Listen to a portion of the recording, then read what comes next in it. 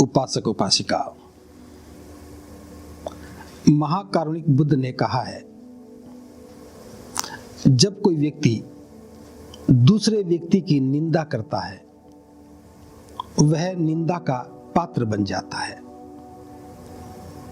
आज हम इसी विषय पर चर्चा करेंगे कि कोई व्यक्ति निंदा का पात्र कब बनता है और क्यों बनता है।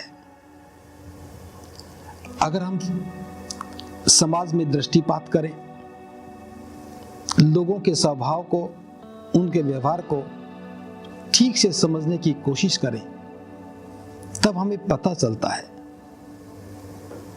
कि अधिकांश लोग चुगली करने में और चुगली को सुनने में आनंद की अनुभूति लेते हैं। जब हम किसी की चुगली करते हैं, किसी की निंदा करते हैं, किसी की बुराई करते हैं, तब हमें अच्छा लगता है, इसीलिए हम बुराई करते चले जाते हैं। जब हम किसी की बुराई सुनते हैं, किसी की चुगलियां सुनते हैं, किसी के बारे में बुरा सुनते हैं, तब भी हमें आनंद की अनुभूति होती है और हम इस काम को बड़ी ही सजगता के साथ, बड़ी ही सुंदरता के साथ करते रहते हैं। जब हम चुगली करते हैं या सुनते हैं, तब हम उसके परिणाम के बारे में, कि इसके परिणाम क्या होंगे, नहीं जानते हैं, इसीलिए ये करते रहते हैं। प्राय सभी लोगों का यही स्वभाव है और सभी लोग ये काम करते हैं। जब भी दो व्यक्ति थोड़ी देर के लिए इकट्ठे होंगे, शुरुआत में भले ही वो अच्छी बातों पर चर्चा करें, भले ही वो किसी एक विषय पर चर्चा करें, लेकिन थोड़ी देर के बाद ही उनकी चर्चा का विषय बदल जाता है। वो किसी न किसी व्यक्ति को केंद्र मानकर, किसी न किसी व्यक्ति को बिंदु बनाकर उस पर चर्चा करने लगते हैं और चर्चा उसकी बुराई की होती है, उसके अवगुणों की होती है, उसके बारे में निंदनीय बात होती है और दोनों को ही आनंद की अनुभूति होती है। यह रोग, यह दोष प्राय सभी लोगों में समान रूप से व्याप्त है। इसका प्रभाव बड़ा व्यापक है। जब हम बौद्ध धर्म की बात करते हैं तो तथागत ने कहा है, एक व्यक्ति का दूसरे व्यक्ति के साथ अच्छे संबंध का होना सुख है। एक व्यक्ति का दूसरे व्यक्ति के साथ यदि संबंध अच्छा है तो सुखद अनुभूति होती है, लेकिन यदि एक व्यक्ति का दूसरे व्यक्ति के साथ बुरा संबंध है तो उसका परिणाम दुख होता है। जब हम किसी की प्रशंसा करते हैं और उस व्यक्ति को पता लगता है कि फला व्यक्ति ने मेरी प्रशंसा की, मेरे बारे में अच्छे शब्द कहे, तब निश्चित रूप से उसके साथ हमारे संबंध अच्छे हो जाते हैं। क्योंकि जो प्रशंसा करता है, जो अच्छी बातों को प्रोत्साहित करता है, दूसरे के सामने अच्छे गुणों की चर्चा करता है, तो वह सभी का प्रिय होता है, हमें भी प्रिय लगता है, और जो प्रिय है वहां संबंध भी सुंदर बनते हैं। लेकिन जब व्यक्ति दूसरे की बुराई करता है, चुगली करता है, निंदा करता है, और पता चल जाए कि अमुक व्यक्ति ने मेरी बुराई की, मेरी चुगली की, मेरी निंदा की, तब हमें बुरा लगता है। और जब बुरा लगता है तो उस व्यक्ति के साथ हमारे संबंध भी बुरे हो जाते हैं। बस चुगली और निंदा का यह प्रभाव हमारे संबंधों के स्थापना में, उन्हें अच्छा बनाने में और बुरा बनाने में बहुत महत्वपूर्ण भूमिका निभाता है। तो इस बात को ध्यान से समझना चाहिए कि हमारे द्वारा बोले गए शब्द उस व्यक्ति के साथ हमारे संबंधों को निर्धारित करते हैं। लेकिन अक्सर हम बात करते समय भूल जाते हैं, इन पर ध्यान नहीं रखते हैं, क्योंकि हमारी शिक्षा में जो हमने पढ़ा है, जो हमने सीखा है, उसमें इस प्रकार के आचरण की कहीं चर्चा ही नहीं होती। ये तो महाकारुणिक बुद्ध ने जीवन कल्याण के लिए हमें जो उपदेश दिए, हमें जो देशना दी, उसके माध्यम से हमें पता चला है। और हम कितना बड़ा नुकसान उठाते हैं, मैं एक उदाहरण के माध्यम से आपको समझाना चाहता हूं। जैसे जो व्यक्ति दूसरे की चुगली और निंदा करता है, वह निंदा का पात्र बन जाता है। यह बात समझने के लिए जो मैं उदाहरण दे रहा हूं, जैसे मानो कि मैंने किसी व्यक्ति की बुराई की, और जिस व्यक्ति की मैंने बुराई की वो व्यक्ति सामने नहीं है। जब वह चर्चा किसी मित्र के माध्यम से उस तक पहुंचेगी और उसे पता लगेगा कि मैंने उसकी बुराई की, तब वो व्यक्ति मेरी बुराई करने लगेगा, तब वो व्यक्ति भी मुझे बुरा कहने लगेगा। और जब भी मेरा नाम उसकी जुबान पर आएगा, एक बुराई का पार्सल ही मेरे पास पहुंच जाएगा। वो जीवन पर्यंत मेरा बुरा करने वाला और बुरा चाहने वाला, बुरा कहने वाला बन जाएगा। इसके विपरीत अगर मैं किसी व्यक्ति की प्रशंसा में कोई शब्द कहता हूं, भले ही वो व्यक्ति वहां पर नहीं है, लेकिन जब उसके किसी मित्र के माध्यम से वो बात उस तक पहुंचे और उसे पता चले कि मैंने उसकी प्रशंसा की, मैंने उसे अच्छा कहा, तब वो व्यक्ति मेरा प्रशंसक बन जाता है, मेरी प्रशंसा करने लगता है। जब भी उसके सामने मेरे बारे में कोई चर्चा करेगा तो वह हमेशा अच्छे शब्द ही कहेगा और प्रशंसा में शब्द कहेगा। मैंने जिसकी बुराई की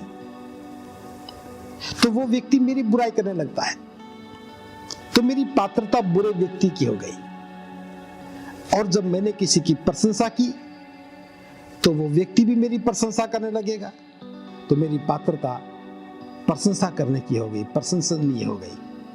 तो व्यक्ति की पात्रता उसके अपने हाथ में है। जब हम किसी की चुगली और निंदा करते हैं तो हमारी पात्रता चुगली और निंदा की हो जाती है। जब हम किसी की प्रशंसा करते हैं तो हमारी पात्रता सम्मान पाने की हो जाती है। अगर इतनी सी बात समझ में आ जाए तो हमें चुगली करना, चुगली सुनना, इस प्रवृत्ति से बचना ही चाहिए। अगर ऐसा करेंगे तो निश्चित रूप से हमारा कल्याण होगा। लेकिन आप सोच रहे होंगे कि बात तो इतनी आसान नहीं है। अधिकांश बार तो हमें पता ही नहीं लगता कि हम किसी की चुगली सुन रहे हैं। अधिकांश बार तो हमें पता ही नहीं लगता कि हम किसी की निंदा भी कर रहे हैं। ये क्यों नहीं लगता? क्योंकि हम ये सब काम बिना सजगता के करते हैं। सामान्य रूप से व्यक्ति सजग नहीं रहता। वह अपनी स्वभाव के अनुसार, अपने व्यवहार के अनुसार जैसा सामने हो रहा है उसका हिस्सा बन जाता है। कोई बुराई कर रहा है तो हम सुनने लग जाते हैं, कोई निंदा कर रहा है तो हम सुनने लग जाते हैं। और ये सुनने की प्रवृत्ति, यह वहां खड़े होकर के चुपचाप सुनने की प्रवृत्ति हमें कभी बोध ही नहीं होने देती कि मैं भी गलत मार्ग का साथी बना हूं। तो इसके लिए सबसे बड़ी बात है कि हमें सजग रह करके अपने व्यवहार को भी जांचना चाहिए, परखना चाहिए। और सजगता का अभ्यास इस प्रकार से करना चाहिए कि कभी ऐसी घटना हमारे सामने घट रही हो, अगर कोई व्यक्ति हमारे सामने किसी की बुराई कर रहा हो, किसी की निंदा करता हो, तो हमें उसे रोकना चाहिए और कहना चाहिए कि भाई हमारे सामने ये बुराई मत कर। अगर एक बार दो बार हम किसी को रोकेंगे तो वह निश्चित रूप से सोचेगा कि मुझे क्यों रोका गया, मुझे क्यों टोका गया, और वो अपना मार्ग बदल सकता है। और ये बात बड़ी कल्याणकारी है। शुरू में तो हो सकता है आपको लगेगा कि मैं गलत कर रहा हूँ, लेकिन थोड़ी देर के बाद जब वह व्यक्ति भी मूल्यांकन करेगा तो उसे लगेगा कि आपने जो कहा वो गलत नहीं था, वो सही था। बस इतना साहस तो हमें दिखाना ही चाहिए।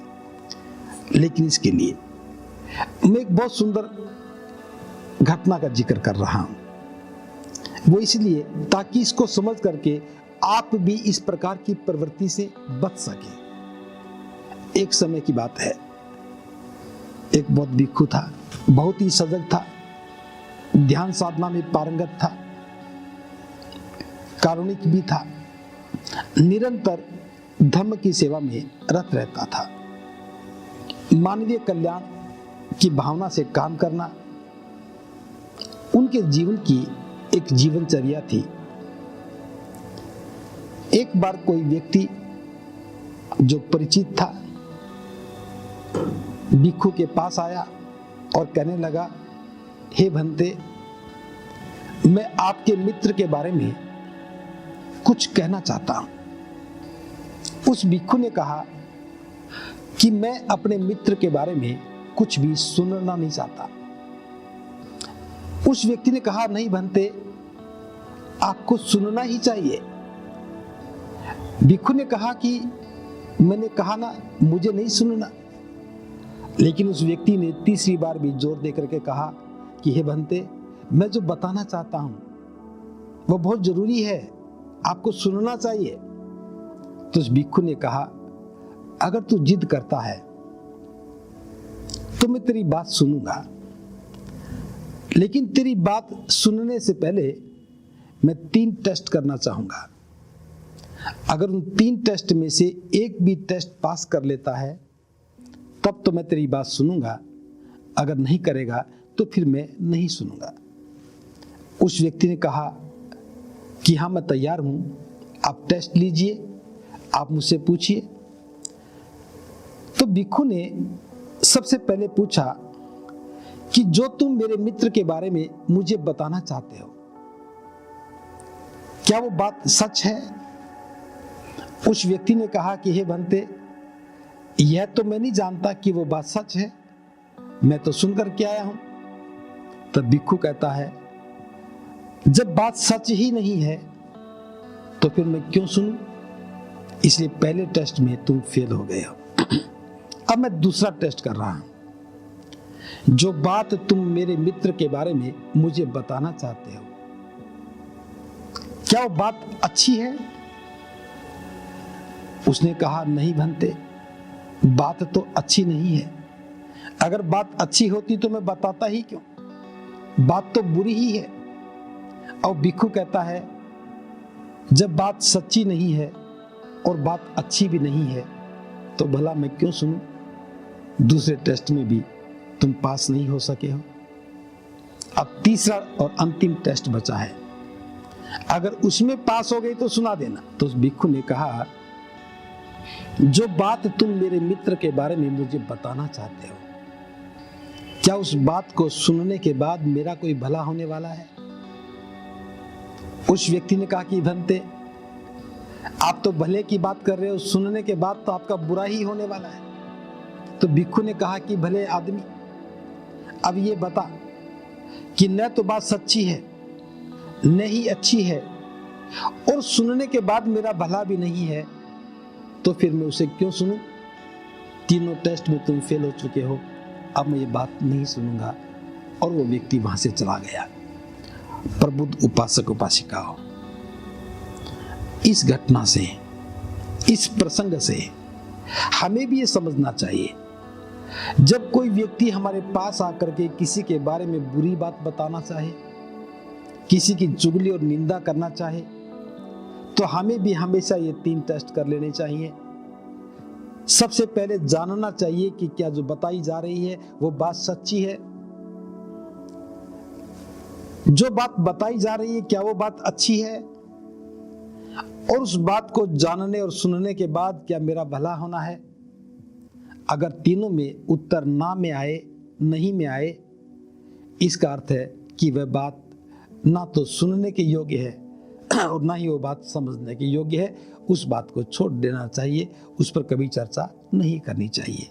ये छोटा सा सूत्र बड़ा कल्याणकारी है, क्योंकि अगर हम किसी की बुराई नहीं सुनेंगे तो निश्चित रूप से हमारे संबंध मधुर बने रहेंगे।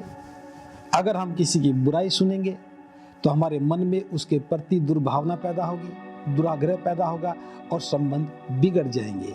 अधिकांश हमारे संबंध बनने और बिगड़ने में चुगली और निंदा का बहुत बड़ा योगदान रहता है।